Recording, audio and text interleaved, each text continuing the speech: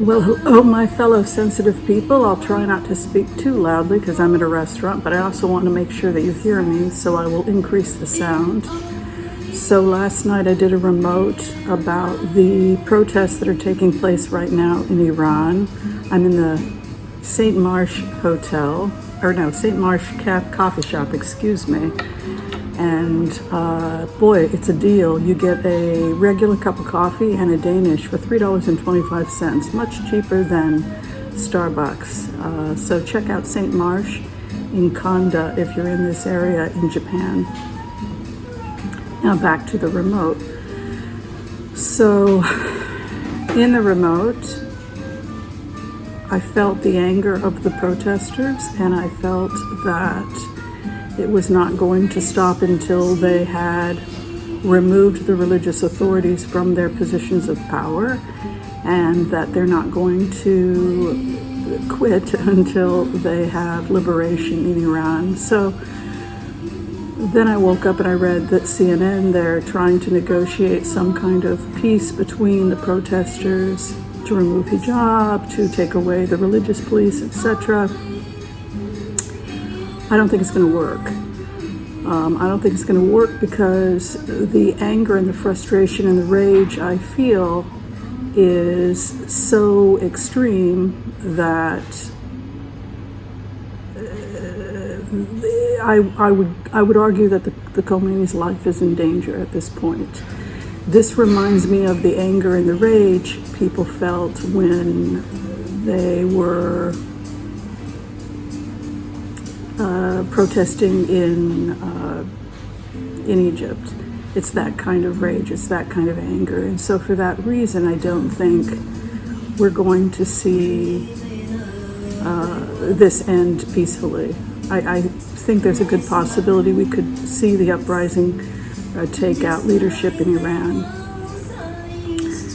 The other thing that I would say is that what is different this time around than other revolutions is that I feel that many of the police are actually supporting the protesters. So it will be interesting to see how that plays itself out. I'm not sure where I'm supposed to look. I've had complaints from people that I'm not looking properly at the camera. I'm going here, I'm going here. As a remote viewer, I spend a lot of time in trance, so that is why I may not be looking directly at you. And I'm not focused on the external world, I'm focused on the internal world. So sometimes I don't know where to look because I'm in my spirit, I'm not in here. So I apologize if people are bothered by that. I think I'm supposed to be looking over here, right? Or there, I don't know.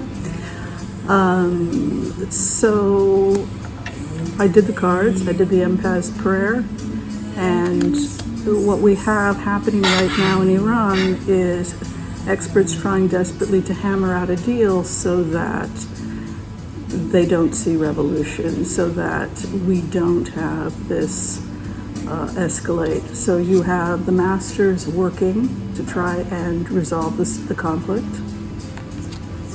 and women win. The karma is a time of women. This is the time of the account and reckoning. This is the time when people are having to stop that snowball of psychosis that's gotten bigger and bigger and bigger and more out of control. And there's a correlation between narcissism and religious fanaticism. In fact, if a person's a religious fanatic, you can pretty much assume that they can be diagnosed with narcissistic personality disorder. You could argue that narcissists and people who are religious extremists are pretty much one and the same.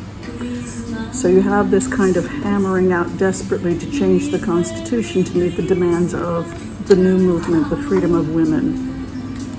Where they're at right now, their regime is over. What is crossing? There's concern about the economic stability of the country, whether or not Iran will collapse. Justice will be served. Justice comes in the fourth house. Many are grieving, and there are some who have died. It was crazy. It was like a time of insanity.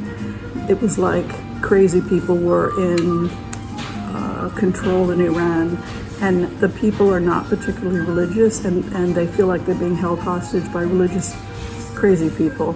The confusion, the chaos, the moon, And we're entering into a new beginning by spring of 2023 in Iran. They have to hammer out a new deal. The protesters will not accept this deal until they have full rights. Four of Cups, a rejection of the initial offer. The scholars have to come in again. They want the religious extremists out of power. The hope and the fear whether or not they'll be able to reach a deal. And then the final outcome, the women of power will succeed. She seeks justice absolute, and she will not stop until she has justice absolute. This is the time of the reckoning. This is the time of the Queen of Wands. This is the time to fight.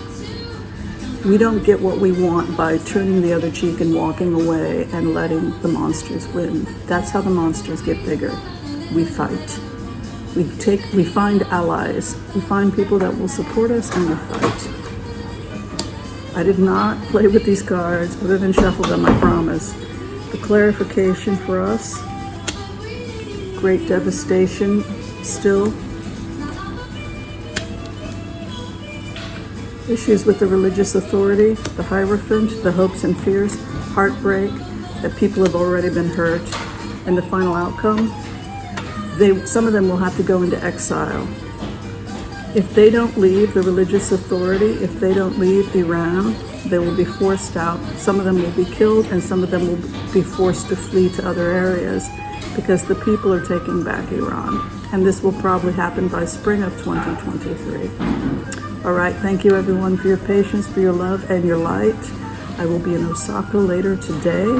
And with that, I will bid you goodbye. Yes, I'm taking Wizios. If you have a question for me and you need me to make a recording, I can do that while I'm here. And you would just check out the information below this video. Be well, everyone. Bye-bye.